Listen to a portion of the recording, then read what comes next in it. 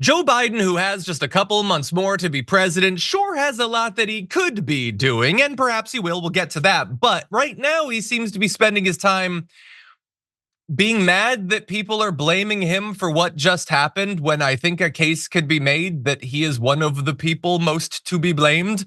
But anyway, he apparently remains convinced that his longtime ties to the trade unions, which aren't those nice, I wonder how long they'll last, and working class men would have swayed the 2024 presidential election vote in his favor.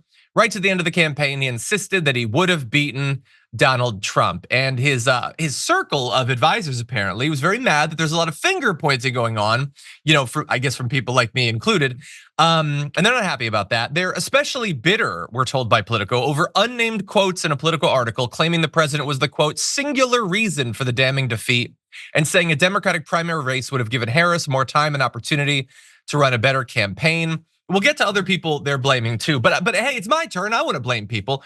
First of all, I think a primary would have helped. If it still led to her not distancing herself from him, I don't know how much it would have helped.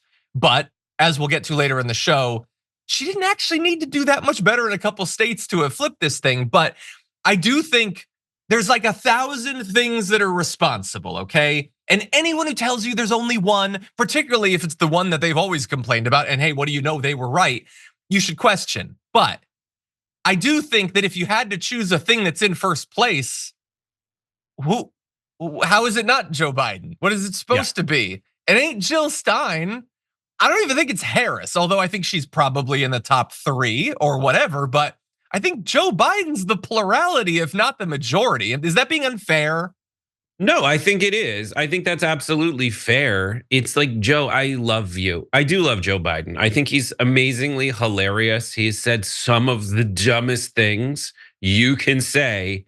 And if folks are hate the over manicured, over curated political figure, then they should love Joe Biden. Because even the same calculus that makes you like Donald Trump if you like Donald Trump because he says whatever's on his mind. You gotta love how hilarious Joe Biden is, where he's saying insane things, thinking they're hilarious jokes. Like, you cannot go into a 7-Eleven unless you have a slight Indian accent. Am I right, everybody? Oh my God. I'm a politician.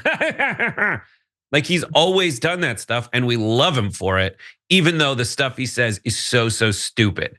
But the Democrats, I disagree. It would have been Harris that was the nominee. Or at least I wouldn't have said Harris would have had more time to distance herself. I think it would have probably been someone else besides her.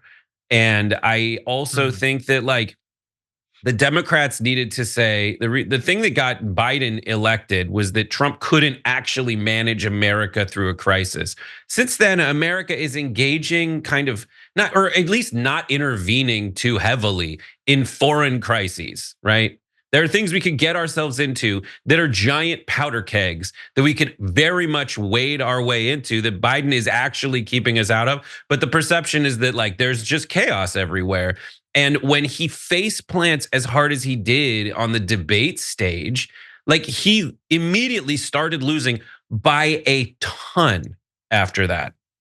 Yeah. And of course he's not going to notice that about himself with people that are going through this kind of mental deterioration. The guidebook is to be got it, great point. I'll wait till I'll make it so you don't start spiraling, and I'll wait till you're back behind the wheel mentally. Yeah. As he's sundowning, as the term is. Yeah. So that's it. It is definitely largely his fault. And he could have said, listen, I stepped in here to save America. I got it back on the right track. And I'll be a one-term president. I'm getting old and it's time for the future now. Yeah. And look, everybody's like, what's the one thing that could have changed it? First of all, why one thing? Why are we limiting ourselves to that? What if he had said that he was going to drop out and he had given her license to distance herself without pitching a hissy fit in the background if she implied that he could have done more? Oh, and also he could have done more and 1,000 different things. But yes, I do think he's, again, who other than him? And maybe even if he dropped out a little bit earlier than he did, because we still went through the debate thing. And that there were still people who didn't seem to know that he had dropped out. So again, I don't know if any of this stuff would have been enough, because the fundamental situation is that we're in difficult times and the American people blame those in charge when we're in difficult times.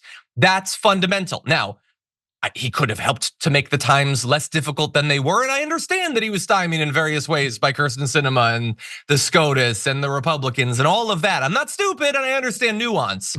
But the idea that he could not have done more, he did everything he could have. How dare you insult him? Like that's ridiculous to me. That's ridiculous.